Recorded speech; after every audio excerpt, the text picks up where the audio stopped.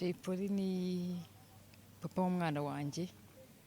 twabyaranye umwana w'imfura yitwa Ideza Crystal, afite imyaka 10. Imyaka icumi ifite igisobanuro kinini cyane ku muntu mufitanye umwana w'imfura, bivuze ngo ni n'urugendo rurerure cyane mwabanyemo. Kuri wowe urwibutso rwa Polly kuri wowe ni uruhe nk'umwihariko wa Fifi? Ni byinshi ntabwo nabivuga ngo mbirangize, gusa icyo navuga Imana ibuko ridashira, nicyo navuga. Sinzi nimba umuvandimwe aricyo yarenzaho nawe. Reka tubanze abana na ba nyina bazana indabo, bafite indabo za Fifi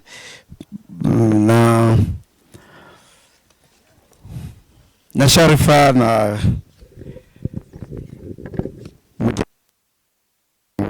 mujye muzenguruka hariya.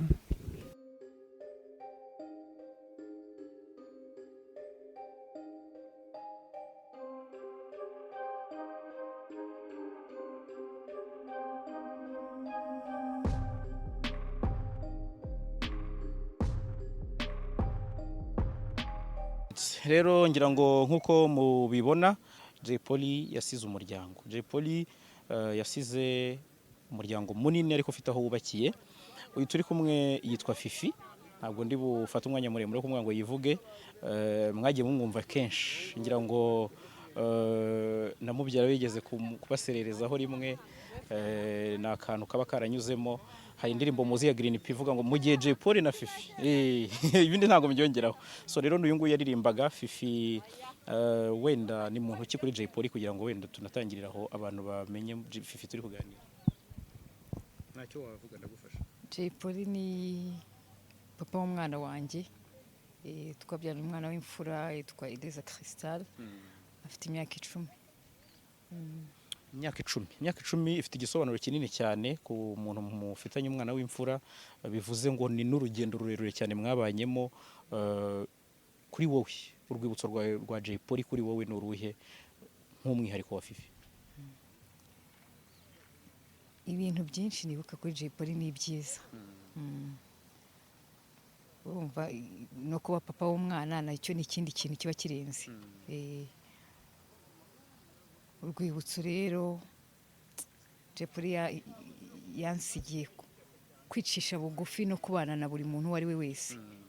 Polly yigeze kugira izina rinini, Edayeri yapfuye afite izina rinini, ariko Polly ntabwo yajyaga yitwara nka superstar. Yari umuntu uri cool, ubana n'abantu bose. JALAS nawe urabizi. Kubyara, yaje gusura, aza kureba umwana, anniversary y'umwana y'umwaka. JALAS ni byinshi. Rero ntabwo ndi kugira ngo nkubaze byinshi cyane, urabona situation turimo, ndabyumva umutima wawe uko utekereza. Niki wabwira abakunzi be kugeza ubu ngubu nubwo adagihari? Nawe navuga ko uramurepresenta, uramuhagarariye kuko uwumvise Fifi Polly araza. Niki kintu wabwira abakunzi be by'umwihariko bari kumwibuka none kuri no tariki n'ubundi yatuviriyemo? Ababwira ngo bakomeze ibihangane, bana subscribing kuri channel ye.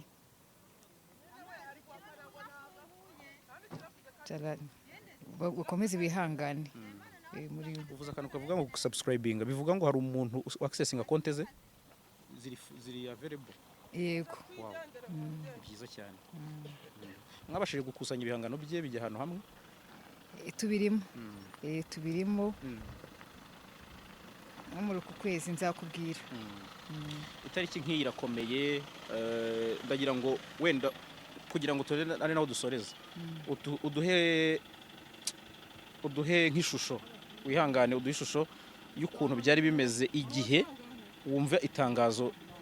ryo kubika Polly, inkuru y'akababaro, kuko ni nk'iki gihe. Iki gihe hari abantu benshi bari bamaze kujya nabo muri koma, ni bivuge gutyo, by'umwihariko nko mu bushuti witwa mu Giti, abamuzi baramuzi, wamagaraye. Wowe ndagira ngo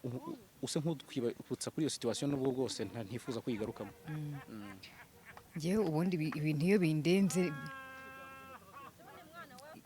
ibintu birenze ubwenge bwanjye, mbura n'amarira, ndagenda nkaba speechless. Abantu barampamagaye Fifi, Polly n'iki, ariko nta nubwo numvaga ko ngiye Jay Polly buriya nemeye ko Jay Polly yapfuye tuje gukurikira iyo tariki 12 kuko hari n'abantu bagiye bambwira twakubonye disi mu gushyingura sha wari ukomeye ntabwo ari uko nari inkomeye ahubwo j'étais bouleversée nari nacanganyikiwe kuko deja mfite tariki 24 mukuru wanjye w'imfura araba yujuje imyaka 2 septembre le 24 so kabeho apfa Jay Polly na Green ni abantu bambere bambaye hafi cyane mu minsi 3 y'ikiriyo ni abantu bambaye hafi cyane so kwibaza ko ukwezi deja septembre yinjiye ngiye ndi deprime kumva rero ko ntekereza ukuntu ngiye mukuru wanjye agiye kumara umwaka apfuye noneho rero kumbwira ko abantu babiri bambaye hafi umwe yari ari Dubai undi ntabwo yari akiriho ntabwo nigeze numva ko simbizi hari ibintu wumva bikakurenga kuri uyu munsi nanjye byari byandenze no kujya gushyingura buriya nari mpari ntahari buriya nemeye ko Jay Polly yapfuye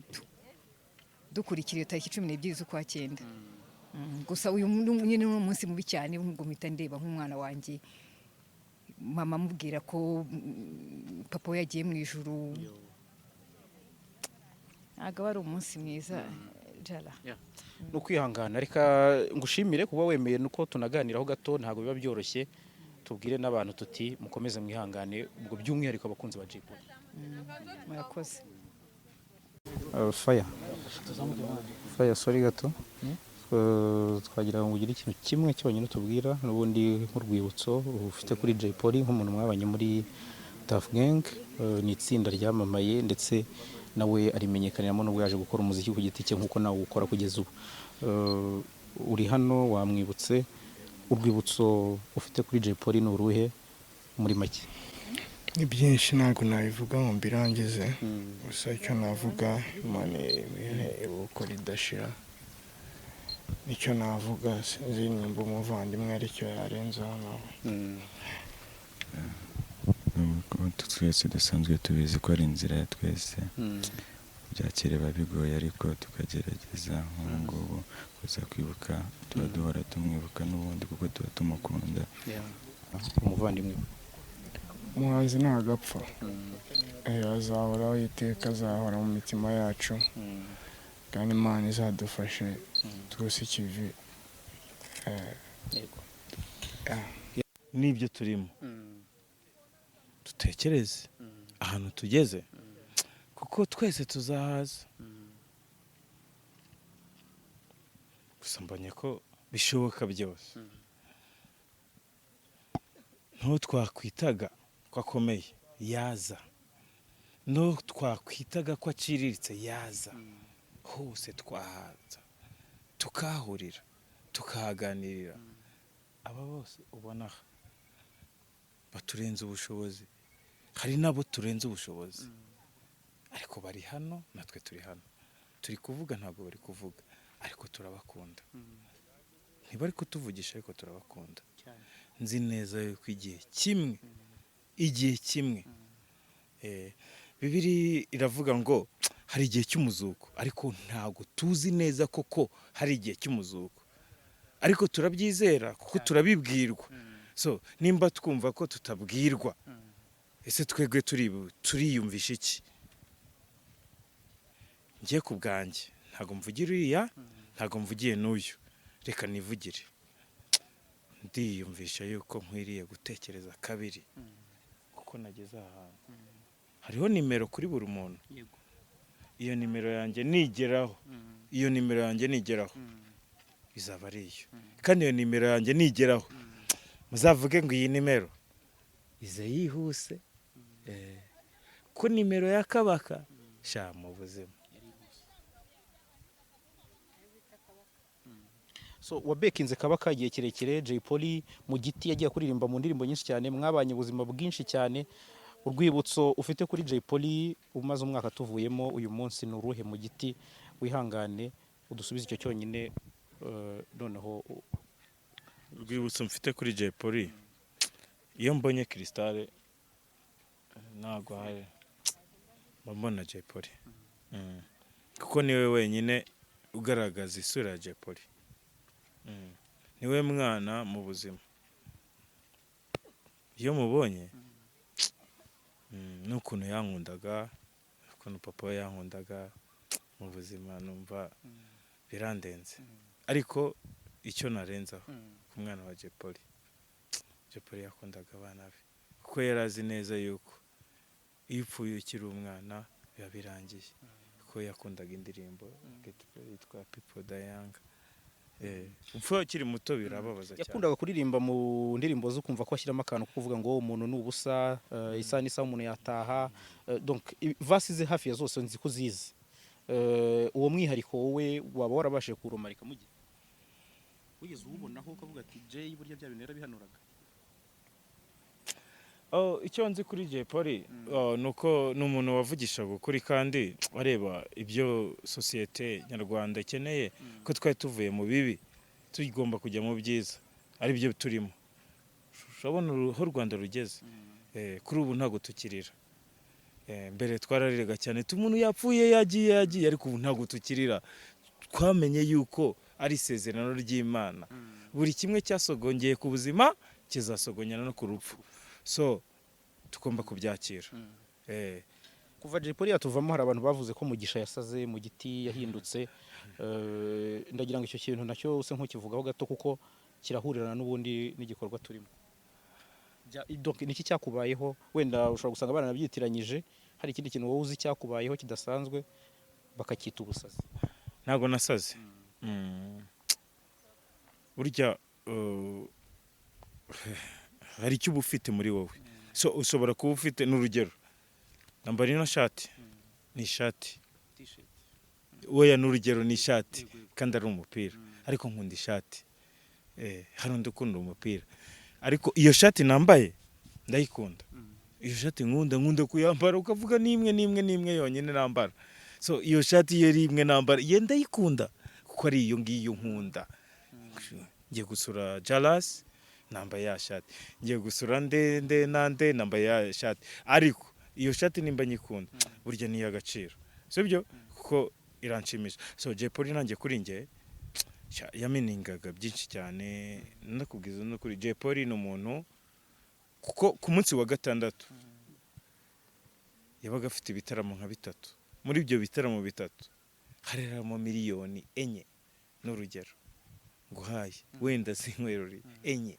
muri izo miliyoni 4 se mfite mangaye buri wa gatandatu icyumweru mu mwaka kuri ubu 0 ariko ntago nacitse intege ariko ndacyababaye cyane ko hari ikindi kintu natekerezaga byaba nabi hano byaba neza hano ariko hari ahantu nzi ko bigomba kumera neza uko byagenda kose naramubuze kumubura kwanjye nzi neza yuko ntago namubuze mu buryo bw'umwuka ariko ntago nabuze mu buryo bwa roho ko roho ni Uwiteka niwe waduhaye roho dufite duhumeka kwivuye muri umwuka biba birangiye so Jepoli nawe yavuye mu mwuka ariko sinzi neza ko yavuye mu mwuka kuko ataturimo umuhanzi ntago apfa arimuka Jepoli yarimutse ajya ahandi aho tutari ariko na n'iyi saha turacyamutekereza ko ari Joshua tuyishime mu giti reka rero mpinira aha ngaha kuko ntabwo nakubaza ibintu byinshi turi ku irimbi uri muri mood utari nziza n'ubundi ikomeje niki kintu kimwe ukumbi cy'umwihariko utazibagirwa kuri Jepoli nka mu giti icyo ntazibagirwa ntago nanakirengaho Jepoli yari umugabo kandi yari afite injyana ibabwira akababwira ngo ba artiste nyabaki ko bagenzwa n'amaramuko